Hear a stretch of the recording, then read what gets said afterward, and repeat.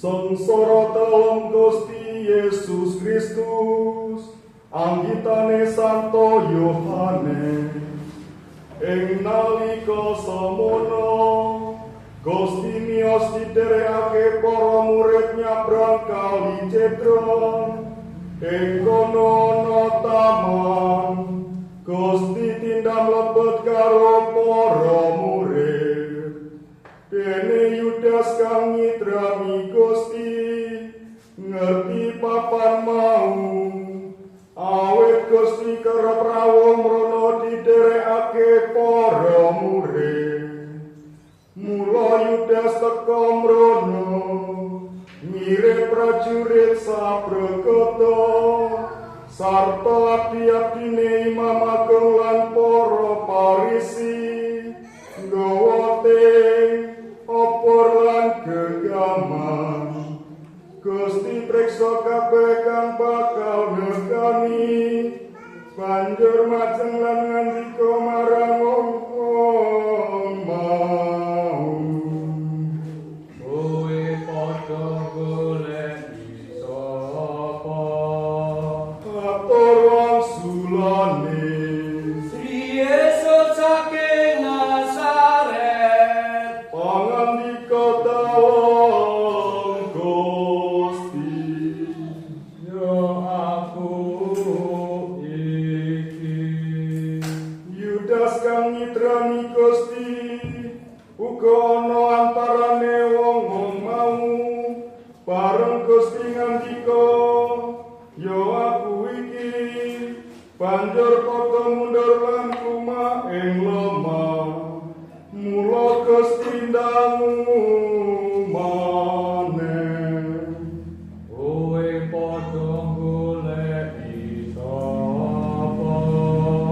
Atur wong sulane Sri Yesus saking Nazaret, Gusti paring wong sulan. Kowe mau tak kandhani, yo aku iki. Yen kowe padha goleki aku, karepen wong-wong iki padha lunga. Mangkono kalaksanan pangandika dalem, tiyang-tiyang ingkang dipun pasrahaken dhateng kula, boten wonten satunggal kemawon ingkang cicir. Dene Simon Petrus kang nggawa pedang, ngunus pedange kasabetake ngenani abdine Imam Agung nganti kupinge porong. Jenenge abdi mau Malkus, nanging Petrus banjur ngandikani Gusti, pedangmu sarungno, apa tulung kang diparingake ramaku, ora arep kaombe. Para prajurit lan panggetene serta kongkanane wong Yahudi padha mesta Gusti. Ndisike Gusti diirit menyang daleme Anas, maratuwane Kaipas, kang jumeneng Imam Agung taun iku. Dene Kaipas iku kang wis tau aweh pamreka marang wong-wong Yahudi, luwih becik mati siji kanggo wadah wong sabangsa. Simon Petrus lan murid liya padha didherekake Gusti. Murid iki wis tepung karo imam-imam agung lan mlebu ing pansal bareng karo Gusti. Nanging Petrus ngadeg ana ing jaba. Murid liya mau nuli metu, omong karo sing jaga reka, banjur mlebokake Petrus. Bocah wadon sing jaga reka aro-aro, anda sampean sanes tunggil tiang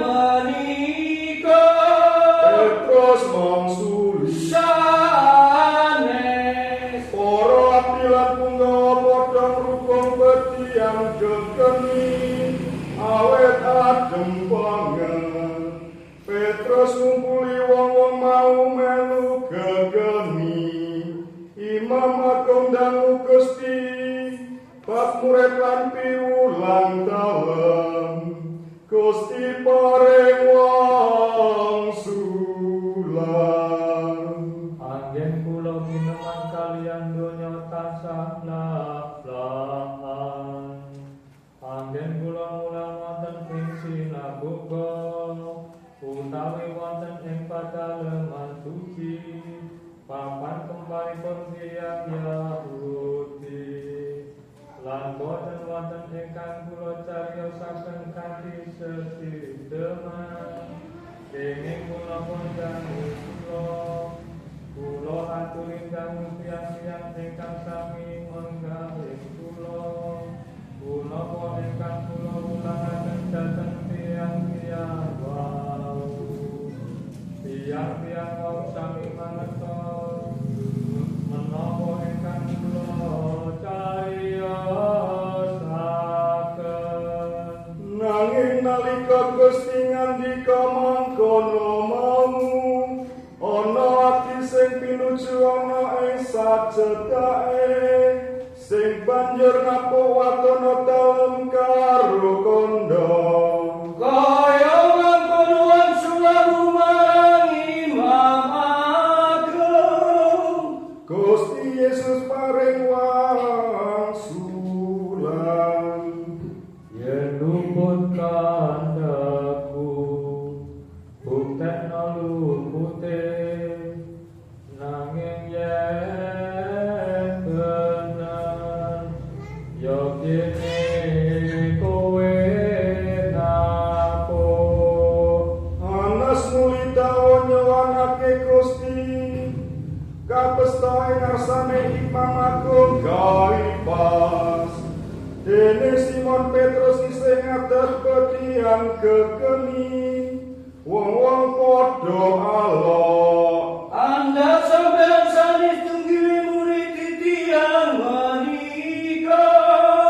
Petrus elak wangsulane, Sanes salah sijine atine Imam Agung, satulure sing kupinge diperong Petrus kandha. Anda kula mboten sumanut sampeyan wonten ing taman sareng tiyang menika. Petrus elak maneh lan sakala ana jago kluro. Saka daleme Kaipas, Gusti Yesus diirit menyang bangsa pradatan. Samono wayah esuk, wong-wong ora mlebu ing bangsa, sumeng yen dadi najis, lan ora bisa bojana Paskahan. Mula Pilatus ngalahi metu landangu. Kodho iki Atur wangsulane, menawi sanes durjana tentu mboten kula atusaken mriki. pangandikane Pilatus. Ya wis kula putusen manut anggonmu dhewe. Wong Yahudi padha mangsuli, Kula mboten marang hukum bejat. kang supaya kalaksanan sabda dalem Gusti nalika paring preksa, kepriye bakal sedo dalem. Pilatus mlebu ing bangsal maneh, Gusti Yesus ditingali lan didangu. Apa iku ratu Yahudi? Gusti paring wangsulan. Anggenipun dangu menika saking kersamipun piyambak. Menapa mergi cariyosipun tiyang sanes. Pilatus mangsuli, Rumangsamu, aku iki wong Yahudi. Bangsa bulan pangarepe imam, sing padha ngladekake kowe. Apa sing kok lakoni? Gusti Yesus paring wangsulan. Kraton kula boten saking donya mriki asalipun saupami asal saking donya mriki tentu abdi-abdi kula sampun sami lumawan sampun ngantos kula kalangaken dhateng tiyang Yahudi nanging kraton kula boten saking donya mriki asalipun. Pilatus nuli ngandika, Dadi kowe iku mula ratu. paring dalem wangsulan. Inggih kula punika ratu lahir kula lan dhateng kula ing donya mriki perlu nekseni kasunyatan sedaya ingkang ngedemi kasunyatan tentu mirengaken cariyos kula. Pilatus ngandika, Kasunyatan iku apa? sawise ngandika mangkono, Pilatus ngetoni wong-wong Yahudi lan ngandika, Tumrapaku wong iki ora tinemu luput nanging kowe duwe pradatan ing riyaya Paskah aku kena ngluwari pasakitan siji apa ratu Yahudi iki bae sing kosuwun luwari. kabeh padha bareng bengokane. Sanes tiyang menika arum Barnabas kemawon. Mongko Barabas iku pegang. Pilatus muli dawuh nyepeng lan nyabu Gusti. Para prajurit banjur namaku tori. Katumpangaken ing mustaka dalem. Gusti diagemi singgep jingga. Tumuli padha sowan lan matur. Nyaosaken pangabekti nata Yahudi. Lan padha nabuh Gusti. Pilatus tindak medal maneh lan ngandika. Iki wonge Nanging bareng para pangraping imam lan punggawane weruh Gusti banjur padha mengo ature. kapan tango tiang menika. Pilatus ngandika, Tangan bentangan dhewe aku ora nemu lupute. wong Yahudi caos wangsulan. Kula kadang lan miturut tiang menika kedah pecah. Awet ngaken putrane Allah. Mireng atur kaya mangkono mau. Pilatus saya wedi banjur mlebu ing pasal maneh lan ngandika marang Gusti. Saka ngendi asalmu? Nanging Gusti Yesus ora paring wangsulan. Mula Pilatus ngandika, Kowe ora mangsuli aku, apa ora ngerti yen aku kuasa ngluwari kowe? Gusti Yesus paring